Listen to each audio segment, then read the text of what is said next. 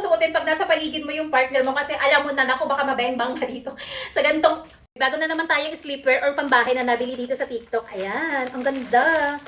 Wow. May kasama na siyang tupas kung gusto mo siyang ilagay. At least removable siya, di ba? So, dalawang klase to. Pwede yung parang jump short or pwede rin namang pa-dress. Depende sa'yo. Tapos may sizes ka rin pagpipilian. Ayan siya. So, let's try. So, ganito siya mga mima ko kapag suot na. Di ba? Tingnan mo yan.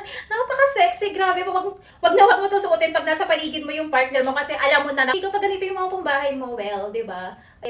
Ganyan siya. Ang ganda. Body hugging siya. Medyo na yung kinuha ko. Kasi yung kahit paano, mas malaki yung size niya. Compare sa regular size ko. And then, yung straps niya.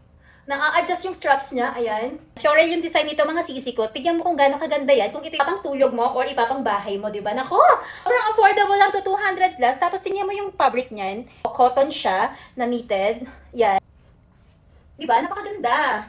May sizes kayo ditong pagpipilian. Ilalagay ko na yung link niyan sa baba. Thank you. Good night.